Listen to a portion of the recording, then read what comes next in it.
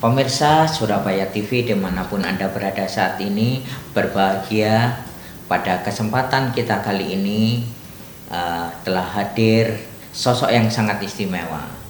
Beliau adalah Dr. Akmarawita. Selamat siang Bapak Dokter. Selamat siang. Beliau adalah Sekretaris DPD Partai Golkar Kota Surabaya, juga Sekretaris Fraksi Partai Golkar DPRD Kota Surabaya, juga Sekretaris Komisi D DPRD Kota Surabaya.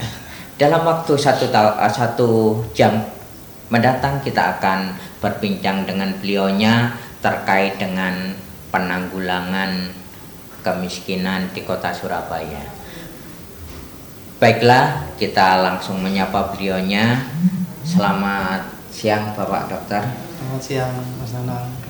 Pak Dokter, ini ada masalah yang sangat krusial, yang sangat bagus sekali, yaitu tentang strategi penanggulangan kemiskinan.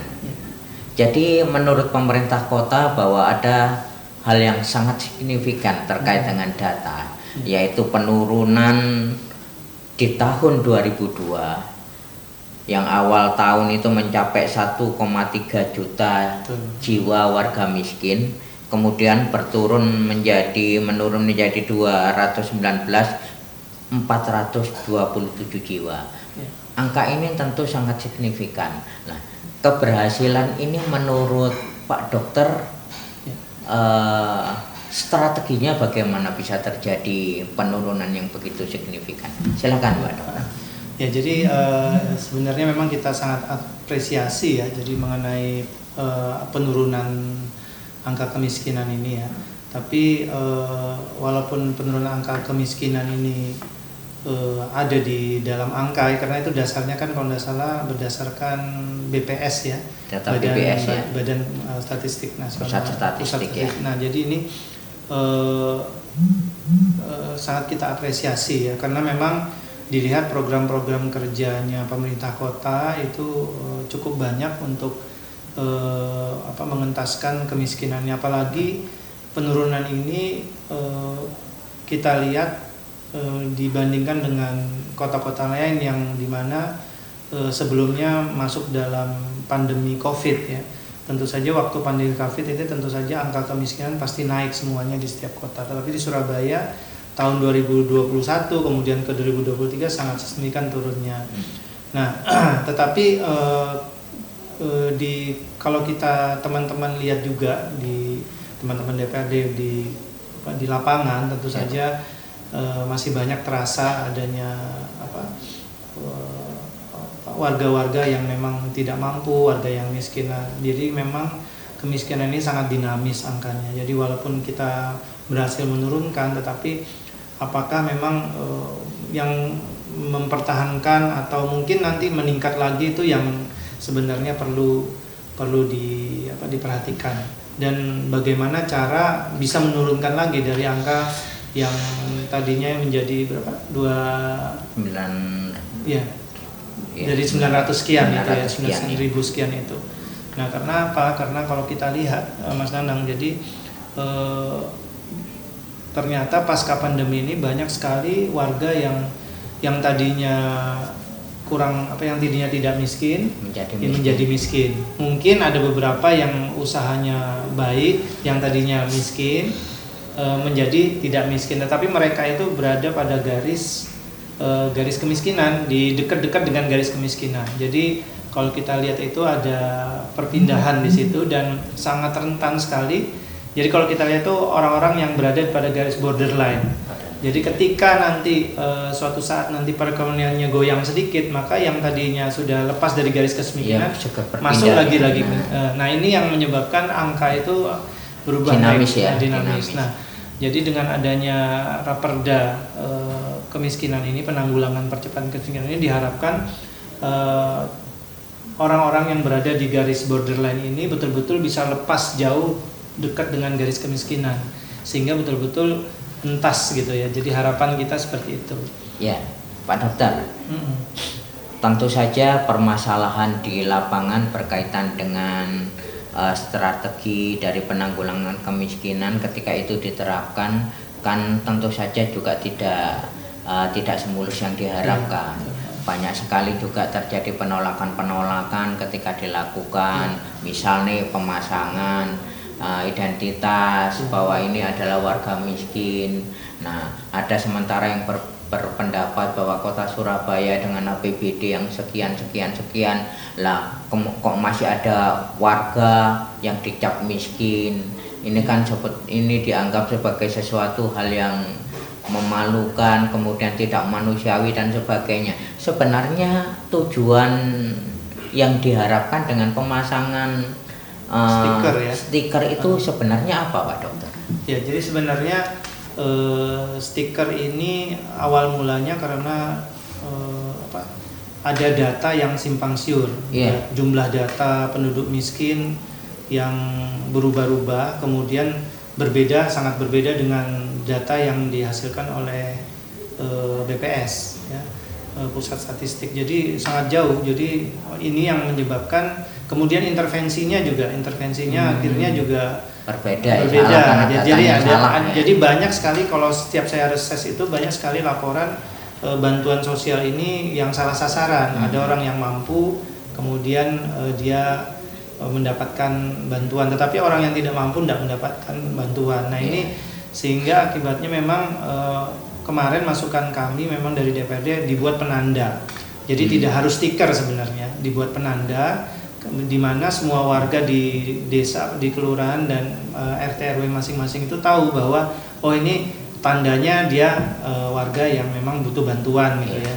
Jadi maksudnya seperti itu. Karena apa? Ketika ada bantuan sosial semua ikut semua, jadi yang mengaku miskin semua. Mendadak miskin.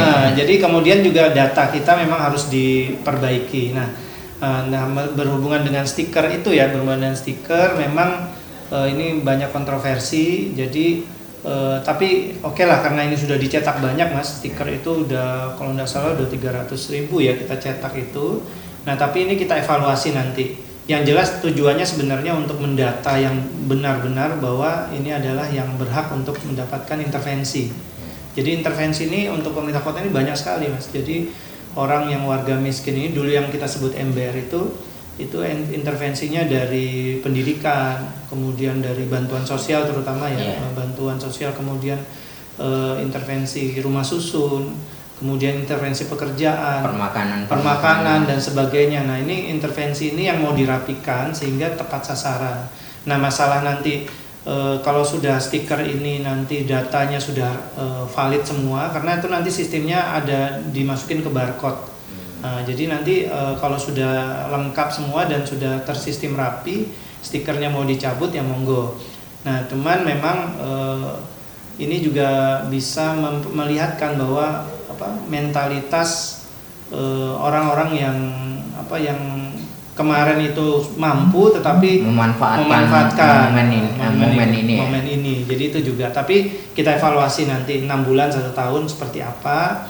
Tapi yang tetap kita pertahankan adalah yang betul-betul warga miskin ini betul-betul mendapatkan bantuan yang bisa membuat mereka keluar dari kemiskinan seperti itu. Ya, Wali Kota Surabaya Pak Eri Cahyadi pernah menyampaikan bahwa justru dengan adanya penanda stiker seperti ini supaya tidak salah intervensinya, dan beliau juga berjanji bahwa dalam waktu 1 tahun akan yang kemarin ditempeli stiker begitu dengan bisa intervensi bisa dilepas dan kemudian lepas dari kemiskinan dan angkanya dijanjikan akan menurun drastis. Nah, kaitannya dengan seperti ini, Pak, tentu saja ini kan kaitan dengan adanya kultur, karakteristik dari masyarakat yang dalam tanda kutip disebut miskin dan menerima bantuan-bantuan semacam itu.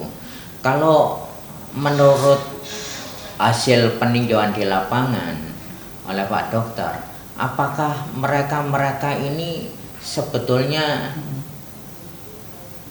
nyaman atau tidak nyaman dengan adanya hal seperti ini, Pak, khususnya pemasangan stiker? Ya, ternyata dari pantauan kita ya, terutama teman-teman itu cerita juga memang kalau saya sendiri lihat sebenarnya beragam, tapi lebih banyak yang kalau memang dia betul-betul memang tidak mampu, mereka tidak masalah sebenarnya, tidak masalah untuk ditempel stiker ini. Nah, tapi sebenarnya kita tidak sampai fokus ke itu ya, stiker itu ditempel selamanya, karena ini memang penting untuk pendataan, karena kalau data itu miss sedikit, itu akan intervensinya akan salah juga, salah sasaran, dan kemudian penanganan berikutnya itu juga akan miss, seperti yang kemarin kita tidak tahu, jadi batasan-batasan antara miskin dan enggak. Nah, kalau ini kan kalau yang sudah distempel ini berarti mereka sudah tahu bahwa mereka. Nah, yang tidak nyaman itu kalau yang itu tadi, yang betul-betul dia di borderline, dia sudah naik sedikit ke, misalnya sudah mampu sedikit lah istilahnya, tapi dia memang dekat-dekat dengan garis kemiskinan. Kemiskinan itu kan pendapatan per kapitanya kan 600 ribuan ya per keluarga itu kalau dikalikan keluarganya. Nah, ini kalau dia keluar sedikit, nah kemudian ditempelin, nah itu mungkin jadi masalah. Nah, ini yang butuh kesadaran dan kesabaran juga untuk warga ya. Jadi supaya nanti ketika nanti kita lihat evaluasi 6 tahun, mudah-mudahan kalau data itu sudah pas, kemudian mental warga itu juga yang aslinya memang sudah mampu kok masih ngaku-ngaku miskin, nah itu juga sudah baik. Nah, ini yang mudah-mudahan stiker ini, tanpa stiker pun kita sudah bisa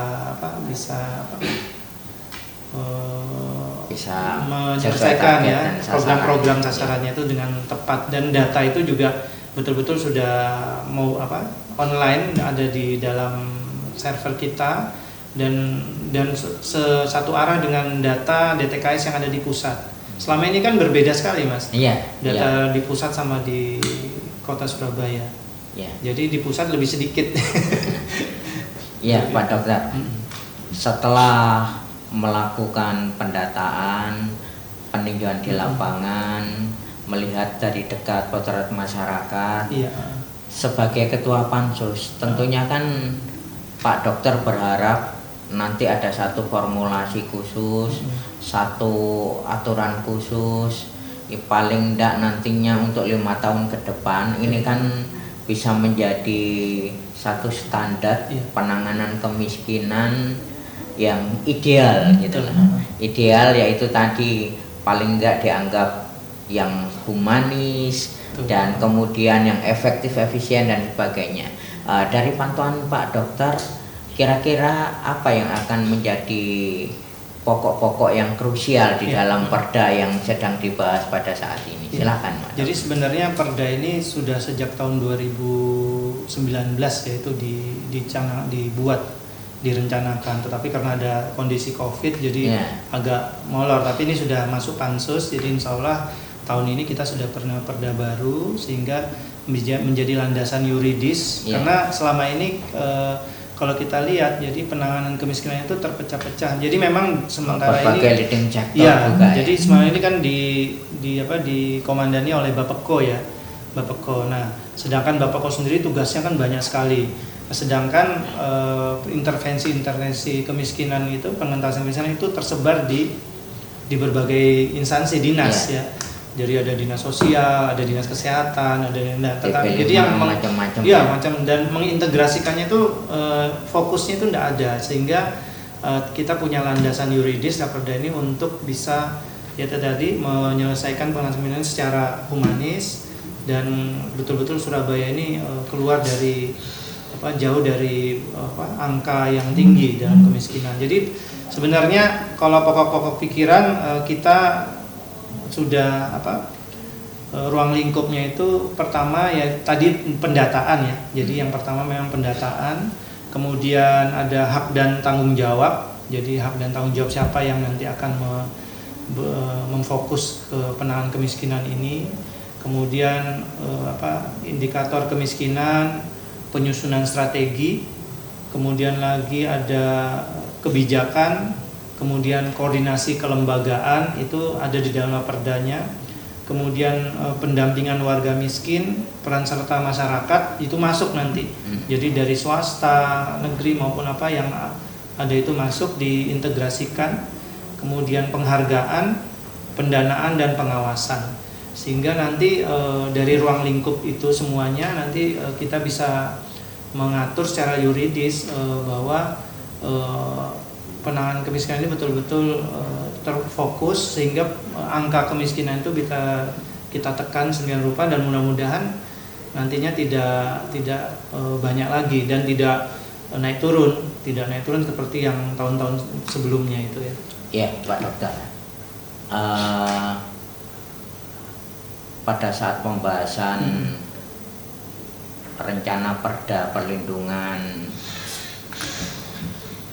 Cagar Budaya, ya, itu kan melahirkan badan ya, cagar budaya. Ya. Apakah di dalam pembahasan Perda ini juga akan melahirkan satu badan baru, ya, atau apalah namanya, misalkan badan penanggulangan bencana, badan penanggulangan kemiskinan, atau tetap seperti situasi pada saat ini?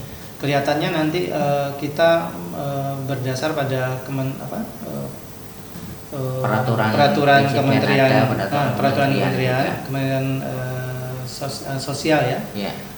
Di situ memang ditegaskan, dan juga provinsi. Jadi memang ada tim khusus nanti koordinasi namanya TKPK ya, tim khusus penanggulangan kemiskinan. Penanggulangan kemiskinan. Nah, itu ada di tingkat provinsi. Nah, yang di daerah ini ternyata Surabaya belum punya. Jadi memang arahnya nanti kita mau membuat TKPKD yang di daerah, yang khususnya di Surabaya nanti, yang mampu memang dia mengurusi fokus di penanggulangan pengentasan kemiskinan. Jadi memang kita arahnya pengen punya ke sana. Dan itu dasar peraturan, dasar hukumnya sudah ada. Jadi di pusat ada, kemudian di provinsi ada. Nah, ini yang di daerah yang mau kita bentuk, yang nanti memang ada di dalam raperda tersebut. Ya, Pak Dokter. Sambil menunggu perda tersebut disahkan ya Pak Dokter, barangkali ada pesan-pesan untuk masyarakat apa yang harus disiapkan terkait apabila perda itu nanti sudah disahkan, hak-hak yang bisa diterima oleh masyarakat di Surabaya, utamanya yang disebut masyarakat miskin tadi itu apa saja? Silakan. Ya. Jadi dengan adanya nanti raperda ini, dan mudah-mudahan menjadi perda ya. Jadi ini menjadi landasan yang yuridis buat kita semua di warga Kota Surabaya untuk bisa menangani lebih fokus ke kemiskinan. Jadi tidak ada lagi kontroversi di bawah. Jadi mana ada warga yang mampu mendapatkan intervensi, tapi benar-benar dia tepat sasaran. Dan kemudian ketika ada warga yang masuk saja di bawah garis kemiskinan, maka tim ini akan bergerak untuk mengintervensi sehingga jangan sampai dia jatuh jauh ke di bawah garis kemiskinan sehingga menjadi miskin ekstrim kan. Nah, ini yang kita hindari sehingga betul-betul nanti tidak saja nanti warga itu yang miskin itu nanti kita berikan kita berikan umpan, tetapi kita berikan termasuk program-program yang tidak hanya memberikan kailnya, tapi kita juga memberikan kailnya, pelatihan itu. Jadi dua-duanya masuk di situ, sehingga nanti warga yang miskin ini betul-betul nanti dia betul bisa keluar dari garis kemiskinan itu. Nah, untuk warga Kota Surabaya juga mohon bersabar dan juga tetap harus semangat ya. Jadi sambutlah program-program pemerintah. Jadi karena nanti ada sinergitas ya antara tidak lepas di satu dinas saja programnya misalnya nanti ada DLH program jamban gitu ya. Terus nanti yang dikasih jamban orang yang tidak tepat sasaran. Tidak ada tepat sasaran. Tapi nanti ini ada tim khusus yang punya data yang resmi, yang memang betul data ini sudah disurvei, sehingga nanti tidak hanya program jamban tapi program padat karya, program rutilahu, rusunawa, rusun ya. Jadi betul-betul itu tersinergi. Jadi bisa menjadikan satu program yang tepat sasaran seperti itu, dan tidak hanya memberikan umpan tapi juga kailnya juga kita berikan sehingga nanti dia bisa keluar dari garis kemiskinan. Ya, pemirsa, suatu dialog yang sangat penting sekali bagi kita, bagi masyarakat Surabaya, dan tentunya ini satu dialog yang menarik. Namun pada akhirnya waktu jua yang memisahkan kita. Namun yakinlah bahwa kita masih akan tetap bisa bertemu dalam sesi-sesi berikutnya, tentu saja dengan tema-tema yang menarik pula. Akhir kata kami sampaikan terima kasih untuk Pak Dokter.